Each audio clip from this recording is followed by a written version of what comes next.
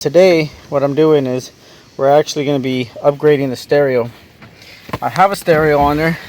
It was the $20 radio that we found at a garage sale, but today we're going to mount one of these bad boys. It's the Pioneer Bluetooth from Walmart. They're actually pretty good radios. I don't have a problem with them. I like Pioneers, the double DINs. It's basically the newer version of this one. This is a super old version. It's about 12 years old. Got it at a garage sale for about 20 bucks. So I can't complain.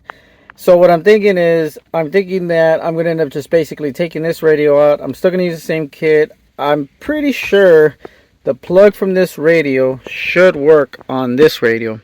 So if that's the case, then I should be able to just plug and play, and I shouldn't have to do anything except for the camera. I have to find the backup camera signal, and I think that's where I'm going to have some fun. This one has a backup camera. It works, but it doesn't work in the sense that when you put it on reverse, the stereo automatically clicks on and goes into reverse mode. So what happens is I have to basically turn it on. All right, let's click this car on real quick. So that's the stereo turning on right there. And then what I have to do is, if I put it on reverse, it doesn't do anything. In other words, the signal is not there to let the camera know or the stereo know that it's in reverse. So now I have to basically go through this whole thing right here and click the camera, and then there you go. That's my reverse right there. You can see the 2008 right there. That's the only way that it works. So then if I put it on park, okay, it still takes the signal out of reverse camera, but I'm still stuck in AV mode, so it doesn't work 100%. In other words, if I leave it in AV and then put it in reverse, I get the reverse. But if I'm in stereo mode, which basically, let's say right now I should be jamming in my radio, and then I go to reverse, it should automatically go into the reverse camera mode. That way you know, hey, it's reversing. You shouldn't have to go through it, or at least I think that's the way it should be. I don't know. We're gonna find out right now. Remember, the Honda Element doesn't have a reverse signal that's set up because obviously these cars didn't have backup cameras. So what I'm thinking is, either I'm gonna run a reverse signal from the shifter, or I'm gonna find the fuse for the reverse light, depending on how many ohms or power it uses to switch out, and then I'm gonna end up doing it like that. So I'm going to find out where the signal can come from, and I'll let you know. And that way, if y'all run into any of these issues, then you know what's going on. But I shouldn't have an issue doing with the stereo because I've already changed it. I've already plugged it. It should be a matter of plug and play, I hope. All right, let's see what happens. All right, now remember, in order to take this whole piece off, you have to basically put your car in park. Make sure the emergency brakes are on. Turn the key. Push the brakes.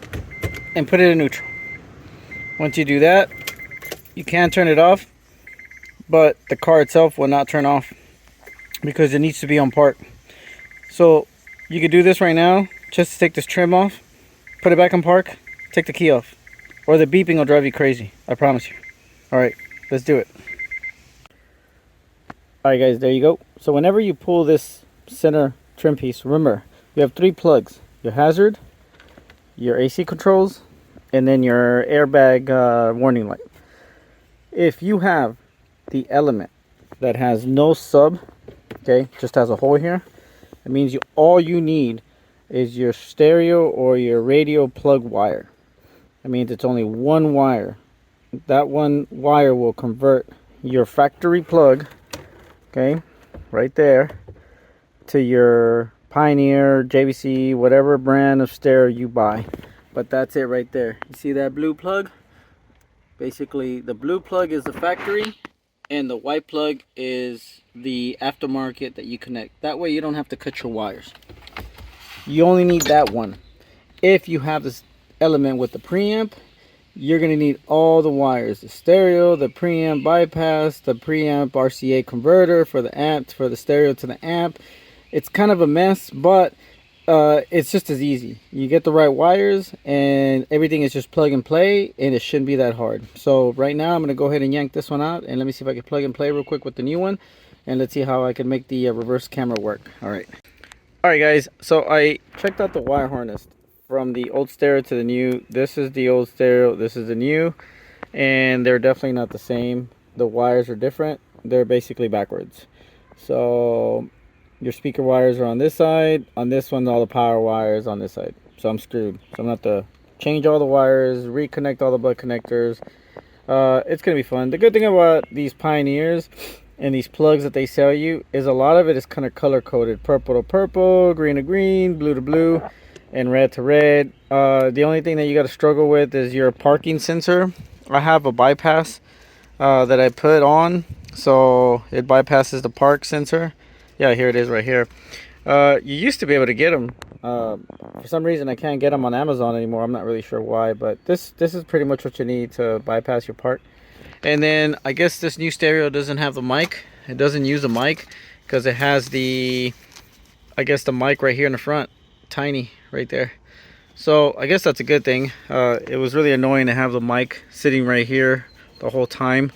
But it's gone now, or it's gonna be gone. So I'm gonna have to rewire this thing, and let me see if I can get the reverse to work. That's my main goal, is to get the reverse to work whenever you put it on reverse.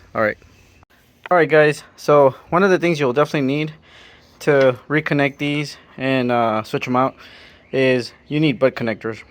I personally like these small blue butt connectors. I used to get them from the stereo place. They used to sell them to you in a little bag. You get like 50, I think, or 100 for like $5 back in the day. I still have a bunch of them. So this is what my preferred thing to use is, but I'm not sure how easy it would be to get them. These are the ones that you can get at the electronics store. We have a place called EPO, Fry's, and even Best Buy might have them. And these are okay, but in my opinion, I guess, you know, if you're just hooking it up, you're not worried about, you know, just the connection itself, this is the one to use. And these right here to me are a little easier to use because if you're in a hurry, you're working at a stereo shop, having these little stompers here at the side, especially when you're using crimpers, it helps, you know, because it kind of, it stops you from going further than you should. You crimp it and that's it. And then you need basically the special crimpers, and that's what this is. In other words, that little tooth right there, when you go into the little butt connector, you basically put the crimpers into the, you know, the butt connector. Mine are a little rusty. I haven't used them in a while. I have to open them up, but that's usually the way it works. You put this one in there and it connects it. And then the reason it has that little ledge to me has always been because, you see, it'll keep you from going over, and at the same time, you know, it'll give you a perfect connection. Versus these, they don't really have that little stomper, but you know, if you're not in a hurry, take your time and connect it right. When we used to work in the stereo business, this little thing was like a best friend because it was just like you're quick in and out and you don't mess up. You know what I mean? Yep. All right, let's switch these wires. All right, so here they are. All the wires are connected. All the speaker, illumination, power, accessory, the parking brake bypass, everything's ready to go. I'll clean up the wires right now once I test it and make sure everything works. You gotta make sure the Bluetooth works, and then I have to find the parking signal. It's somewhere down there behind all this awesome plastic. So let's see how that goes. All right, here we go. All right guys, so now that I have my trim piece back on there, I found the so-called black with green wire. It's a pain in the butt to get to. It's very, very deep in the element. You're gonna have fun, but it really isn't that hard to find. And once you hook up the wire, you can basically press on the brakes, put it on reverse, and your backup camera basically comes on. And as soon as you put it on drive, it turns off and goes back to your basically radio. That's the way that it should be. So if you're at a shopping center, you need to reverse. You got to get out. You basically click your reverse and your camera comes on. Now you don't have to worry about hitting grandmas, kids on bikes, moms with strollers, none of that other stuff. And it works. It's easy. But I'm gonna tell you what, installing the wire is definitely not easy, especially if you're gonna solder it, clip it, or it's deep in this pocket of wires. And I mean deep, let me see if I can get you a good clean shot of it, and then we can proceed. I'm gonna proceed on making sure that I can clip it. So the wire itself, I'm gonna get as close as possible to it.